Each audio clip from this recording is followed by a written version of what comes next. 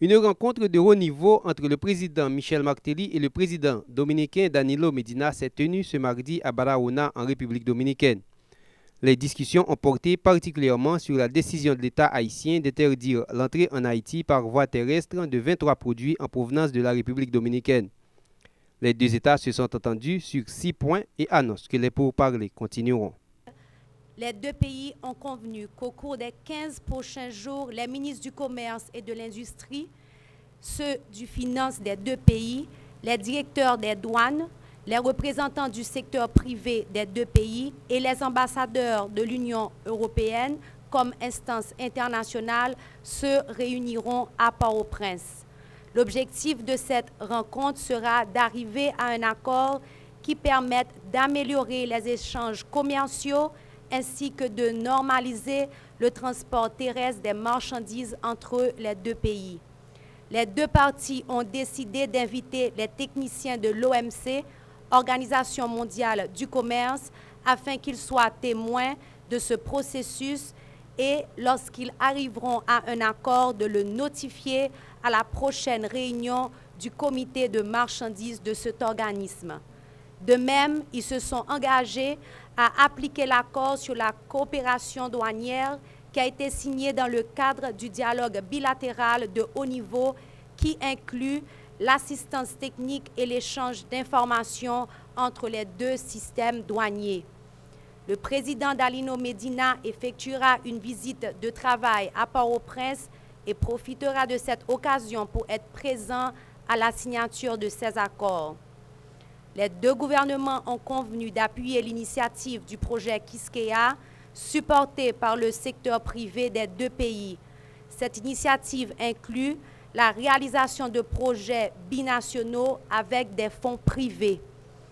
Les deux gouvernements ont également convenu de continuer la communication et la coordination permanente pour une meilleure harmonisation du processus de rapatriement des citoyens en situation migratoire irrégulière.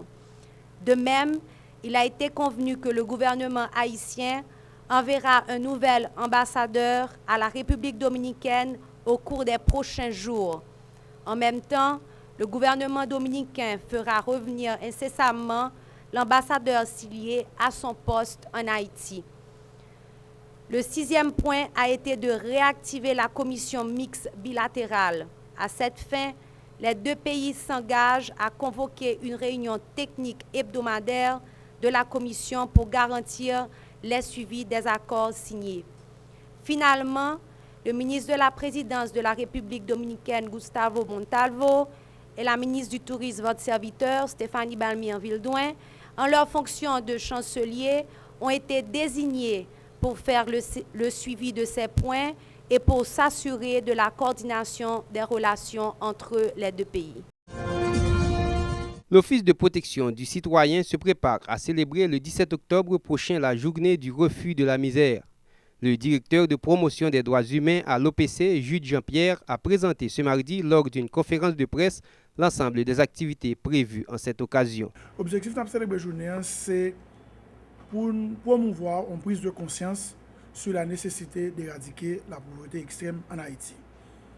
Office de protection citoyen a honneur et plaisir pour lui collaborer avec deux autres organisations qui c'est ATD Carmonde, qui c'est la Cour Don Bosco dans le cadre de célébration. Recommandé pour que vous mettez en œuvre pacte international relatif aux droits économiques, sociaux et culturels que l'État haïtien ratifié dans l'année 2012, soit dans le mois de janvier. OPC mandé tout pour une solidarité qui fait à tout le monde qui vit dans la pauvreté extrême et OPC mandé pour un accompagnement qui fait sous question pauvreté extrême. Il y a plus passé 76% moun qui vivent à moins que $2 américains par jour. Il y a 56% moun dans la population qui vivent à moins que $1. Ça veut dire que la question de pauvreté sont qui grave en Haïti. Le Conseil électoral provisoire annonce un ensemble de mesures pour le bon déroulement des élections du 25 octobre prochain. D'après la conseillère Marie-Carmel Paul Austin, Le CEP a déjà finalisé le choix des membres des bureaux de vote, les superviseurs et les agents de sécurité électorale qui seront répartis dans les centres de vote. Nous avons MBV qui c'est base pyramide là, nous toujours dit ça. Il y a 41 175. Les superviseurs principaux et adjoints qui 3 705 et on va le doubler de orienteurs là pour même nombre tant que le président se dit nous va entrer un nouvel si vous voulez un nouveau personnel pour faciliter le vote là. Nous avons grand formateur qui sont 9, nous allons parler de tout à l'heure. Agents de sécurité électorale qui sont formés par la police nationale et par direction sécurité et CEPA, qui est autour de 5085, qui bat bon coup de main, mais qui n'est pas suffisant parce que nous connaissons et sécurité à lui-même, il repose sur la PNH en particulier. BEC qui est autour, même dit BEC, l'ensemble du personnel des BEC qui est au nombre de 3, plus un personnel de soutien, au total 432 personnes. Nous avons 11 beds, donc chaque 3 personnes, principalement 33. Il y a 13 coordonnateurs départementaux. Donc c'est tout le monde qui est impliqué. C'est pour nous comprendre ça, qui est impliqué. Et c'est le monde qui permet de nous gagner information sur le terrain, qui permet de nous gagner yeux sur le terrain, qui permet de nous évaluer le travail là, et permet de nous comparer tout avec l'autre observateur qui, pas nous-mêmes, parce que nous ne sommes pas à la fois acteurs et observateurs. Donc tout personnel ça aide-nous dans l'évaluation que nous faisons. Logistique qui est impliquée dans le travail que nous avons fait, nous avons 1508 centres de vote. Ça c'est important pour nous après, ça me va dire. Nous avons 13 725 bureaux de vote. Nous avons plus de 13 348 940 bulletins qui étaient utilisés pour l'élection toute passée à 9 août. Sans déformation d'appel là, il y a 146 personnes. Agents qui aident dans le registre électoral là, autour de 159. Centre de tabulation, justement, que nous connaissons, c'est TVA qui est 720. Pour ça, tout ça, c'est parce que nous menons CEP dans un bilan que nous faisons de 9 août là, il y a les incidents, il y a les irrégularités, pour ne pas gagner amalgame. Irrégularité, c'est ça, CEP à lui-même, les responsables de eux. Ouais. Et dans le cas d'incident, dans le cas d'irrégularité, que CEP a observé, nous avons 35 bureaux de vote. Par contre, dans le bureau de vote, nous avons annulé dû à la violence, qui était fermé complètement, 1967. Dans le bureau de vote, saccagé encore par la violence, il était obligé de fermer provisoirement, après ça, reprendre le vote là.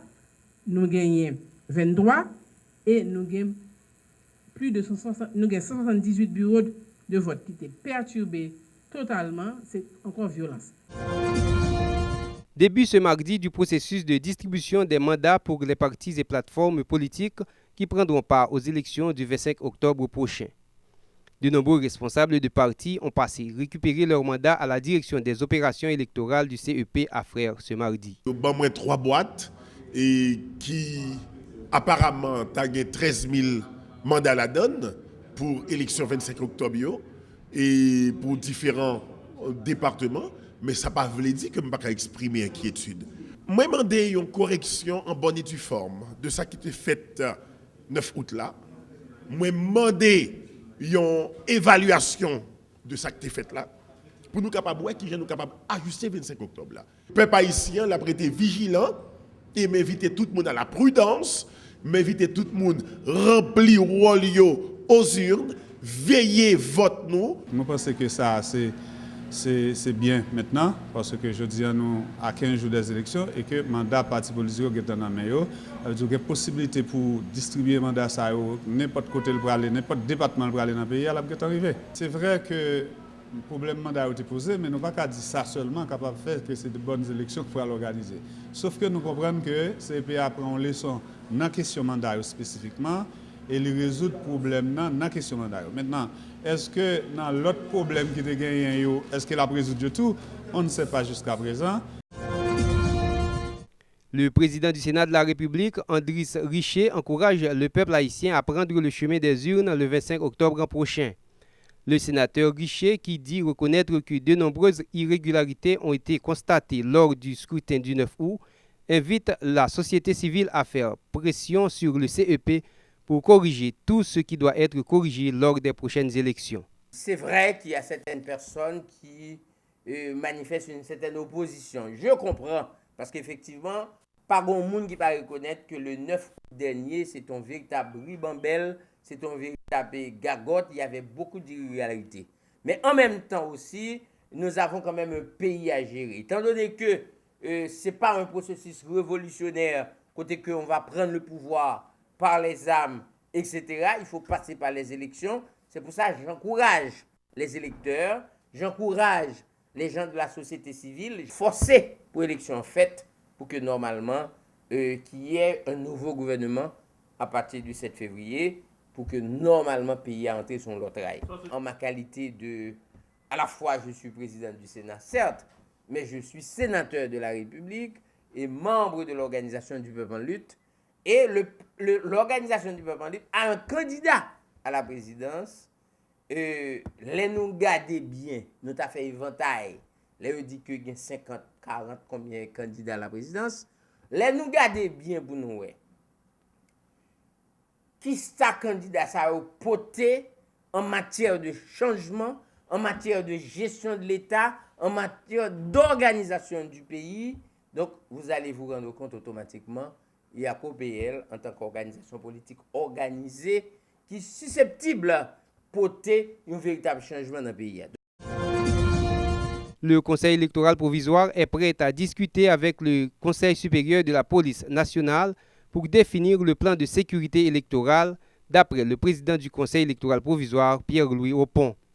Il rappelle que la question de sécurité est fondamentale pour le bon déroulement des élections.